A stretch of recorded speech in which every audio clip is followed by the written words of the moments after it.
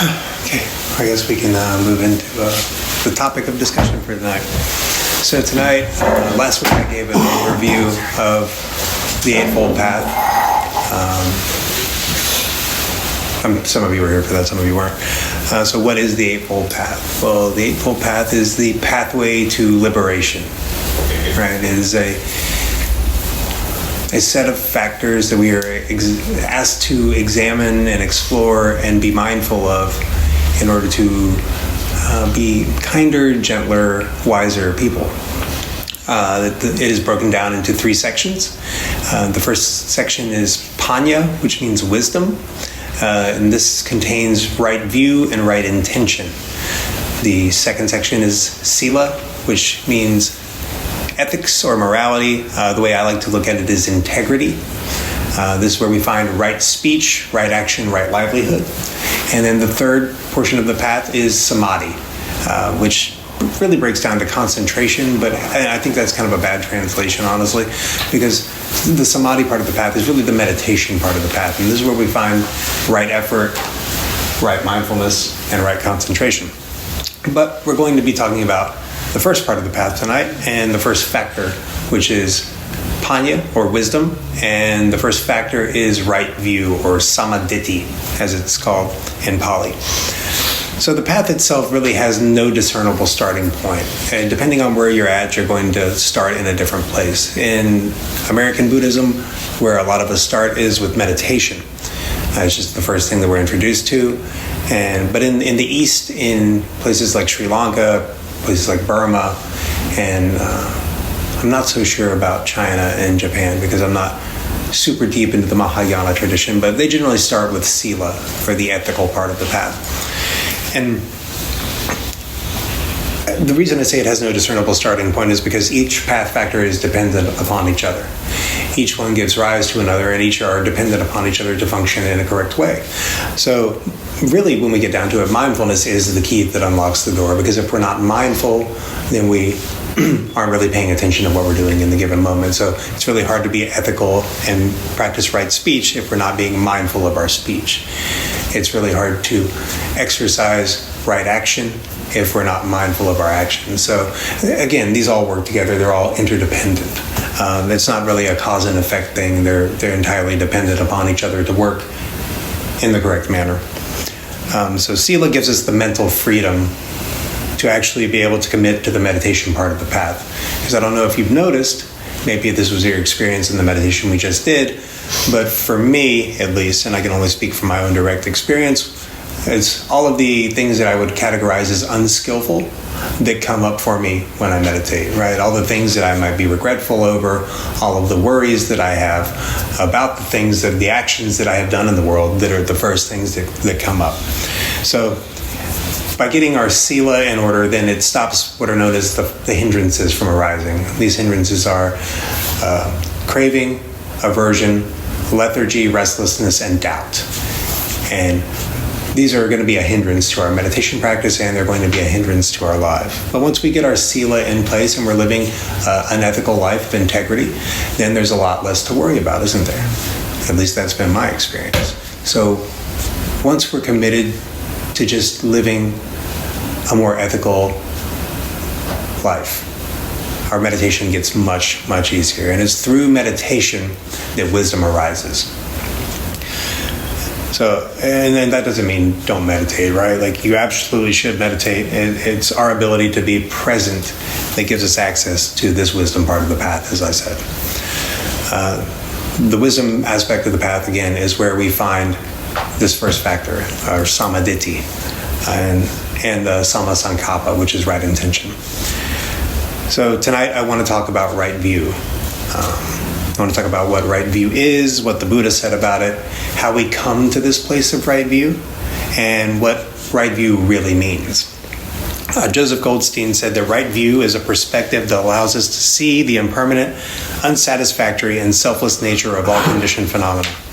It's a profound shift in how we relate to the world.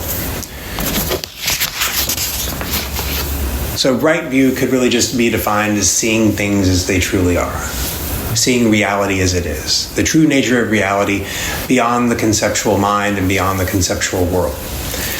We live in a world of concepts. From a very early age, from the time that we're born, our parents begin teaching us who we are and what things in the world are. And it's from this teaching that we derive this sense of a self.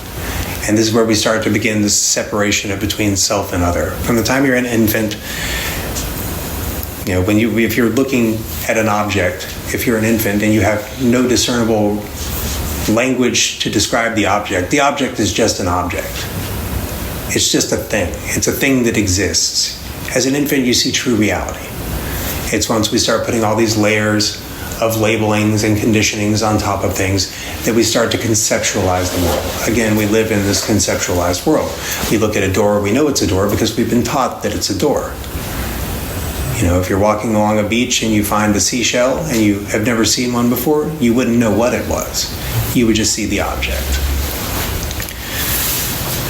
And the sense of self hasn't been learned yet. So if the sense of self hasn't been learned yet, there's really no one there to experience it. All there is experience. It's okay. There's no comprehension of language. So there's no way to conceptualize the object or what's observing the object.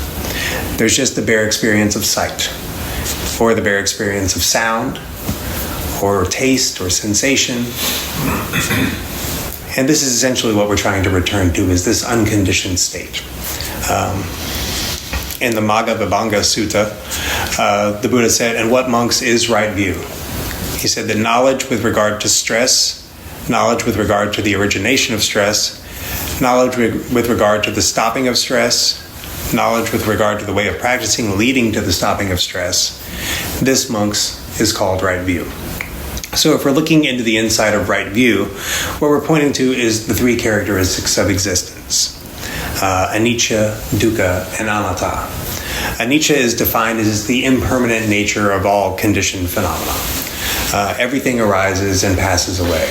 The only thing that birth means is death. The only thing creation means is that it's going to eventually fade away. Nothing in this world is permanent. Nothing is static. In scientific circles, we would refer to this as entropy, right? So, as Ian was saying earlier, time is a concept. Yes, it is. Time is also a concept. Time doesn't actually exist. What does exist is entropy. Everything decays, everything arises, and everything passes away. Nothing is made to last. Everything has a season, and all seasons come to an end. And this can be perceived as both good and bad, right? Our perception is really what shapes our relationship to things. When something undesirable happens, it's like the arrival of a cold winter, which, depending on the way you perceive the winter, can be viewed as either a positive or a negative. It can be viewed as such, but the reality isn't good or bad, it just is. Reality just is. It's our perceptions around reality that create the good or the bad, the positive or the negative, left, right, near, far. These are all just perceptions. For people that don't like the cold weather, then winter is probably not a wonderful thing for you, right? If you do like the cold weather, then that could be good. Either way, winter just is. It's your perception that shapes it. So if you don't like the weather, it could be referred to as what we call dukkha, or stress. Dukkha is just the inherent unsatisfactoriness of the nature of existence itself. Things are just a little off, right? You ever feel like things are just a little bit off? Like, this could be a little better. We can get trapped in the if onlys. If only it was this way, then I could be happy. If only I could just change this one little factor, then things would be fine. Again, this is a perceptual issue. If by wanting things to be a certain type of way that we often don't get, we fall into the trap of dukkha sankhara, or the trap of mental fabrications and mental suffering.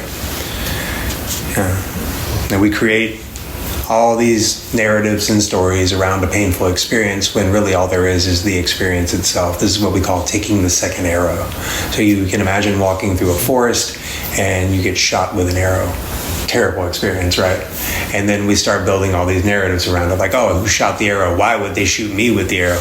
Why would somebody be out here shooting arrows? There's all these mental constructs around the experience when really it's just the experience itself that is painful. And then we create all these layers of added pain and suffering to just the bare experience. Again, this is in the world of conceptualization. We have this idea that if we could just change reality to meet our expectations, that we could find some lasting happiness in the thing. But again, the thing is impermanent. So what this is essentially pointing to is that behind the layers of the self, right, we have this concept of anatta, as I was talking about. Anatta is classically defined as not self, or some people define it as no self. And what this means is that behind the layers of what are called the 5 aggregates, this is essentially what makes a person, that there is no inherent existence. And the reality is truly just empty. In the Mahayana, they call this sunyata, which means emptiness or voidness. So it's the void. Because whatever is observable isn't the self. Does that make sense? So we can observe the body. We have this body. We inhabit this body, but it's not me. We have the mind. We can observe the thoughts of the mind. We're not our thoughts. We're not our mind.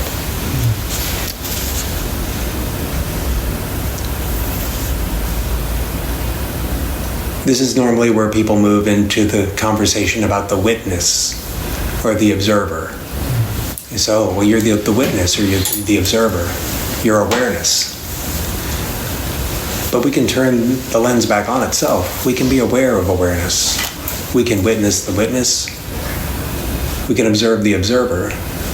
So that too is not self. So behind that, what is there? There's nothing. Empty space. There's the void. Have you ever heard the phrase, you are the universe experiencing itself? Mm-hmm. This is what they were talking about. In the Hindu tradition, they call this Brahman. So there's the Godhead, right? And then you are just the extension of the Godhead. Like we were all just the idea of the Godhead. And anatta, and they talk about this in Advaita Vedanta as non-duality, right? There's no separation between self and other. And there's a few ways that we can cultivate right view. The cultivation of right view actually happens in stages. So in the first stage, we can intellectualize right view. We can read books, we can come to Dharma talks, and things of this nature. And from that, we get some understanding of these concepts, and that gives us a framework. Again, this is just a conceptual framework, though. Past that, we move into experience. So this can arise through our meditative practice, as we were talking about earlier. We can get insight through psychedelic experiences, or sometimes they just occur out of the blue. People wake up all the time. People that have never sat in meditation wake up all the time. And these are what we would define as peak experiences and glimpses of insight. And the issue with psychedelics is that while we can gain insight through the experience, it doesn't last. Right? We get to walk in the garden for a little while, but we always have to come back home. We always have to come back to conceptual reality. And that's the problem with the peak experience, is that it just doesn't last. And so this is where we move from the experiential into the realized stage or realization. And this is actually where we experience a perceptual shift. This is where it does lock in. This is where it becomes a permanent shift. This is where we see through the illusion of the fixed self. We see through the illusion of ego and of identity. If I was to ask you who you are, you'll probably have a lot of things to say about that. Mm-hmm. But they're all just concepts. They're all just thoughts. This is where the experience becomes permanent truth. It locks in, and in many cases, when you have this perceptual shift, you enter into what is called stream entry, or in Pali, you become a sotapanna, or a stream enterer. This is the beginning stage of awakening, is the realization that there is no fixed self to be found. This is also where we start to see the true nature of reality, beyond the conceptual world. We see that we live in the world of concepts, and that the division of self and other is an illusion. Ajahn Sumedho said the right view is the understanding of the way things are. It's the wisdom that sees through the illusions of the world and recognizes the true nature of reality. So we begin to see what we are, what we truly are, and what reality is. And this is where we begin to dissolve the boundaries that limit our view of reality to fixed terms. Because once we understand that we live in a world of conceptualization, the boundaries begin to dissolve and things become truly boundless. Once the illusion of self is broken, we see that the self itself, see what I did there? Is an illusion. If the self doesn't exist as anything other than a concept, then the other only exists as a concept as well. The boundaries begin to fall away and reality kind of exposes itself for what it really is. Which is what exactly? Remember we were talking about emptiness and sunyata. In the Zen tradition, they say that emptiness is form and form is emptiness. And this is kind of what they're pointing at. So if there is no self and there is no other, what is there? There's just direct experience. That's all there is direct experience. All that truly exists is direct experience. So we have thoughts without a thinker. We have action without an actor. We can do without a doer. Because there's nobody behind the curtain doing it. And so we peel back the layers of the self, and we realize that there is no inherent self to be found. Remember that whatever is observable is not the self. So we have a name, which is a concept. We have a body, but we aren't the body. We have a mind, but we're not the mind. And again, this is normally where people start talking about the witness or the observer, but we can see through that too. That's just another construction of the ego trying to make sense of itself. So again, what lies behind that is just emptiness, voidness, empty space. Again, you are the universe experiencing itself subjectively. Anything that you think you are is just a thought. It's not what is. And all that truly exists is what is. It's because of this idea of a fixed self that we suffer. Because we feel like something is happening to us. But the us that we think exists is just a conceptualization. There's really, it's not happening to anyone, it's just happening. There's just happening. No self, no problem. Because who is there a problem to happen to? Just pay attention to what's right in front of you. Be present without any of the layers of conception attached to the experience itself. Pay attention to the sights in front of you without attaching labels to them. View the world without labels. View the world without conceptualizations. Just view the world. When you hear a sound, are you hearing it on the inside or the outside?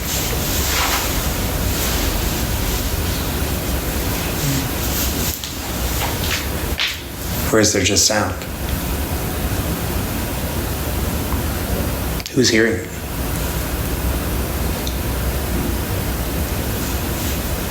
Any thought as to who or what is hearing the sound, again, is just a thought.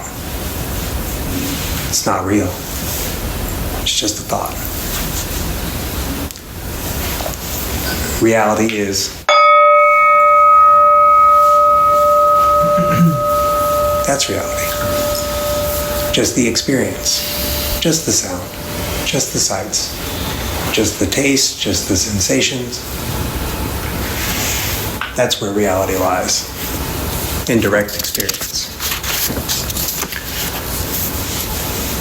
It's the Dharma of direct experience. This is true reality. Underneath all the layers of conceptions and labels and stories and narratives and fabrications, there's true reality in the present moment, in the present experience. It's said that this path is a path of wisdom and compassion. And once we dissolve these boundaries of separation, this idea of this separate self, this ego, once we see through that, because it is an illusion. The idea of a separate self is an illusion. And once we see that, compassion arises naturally because there's only one. And there's only the universe. And it's all experiencing itself subjectively through each of you. There's only experience. We see that everything is connected and everything is interdependent. And when we realize that by harming others, we're harming everyone and everything, it kind of changes our view on things, doesn't it? It kind of causes a lot of compassion to arise for everyone because it's just you living another life. Not that there's a you to begin with. So that's right view. I hope that something in that made sense. I'm kind of just being the finger pointing at the moon here. But yeah, so that's basically what they mean by right view, is that,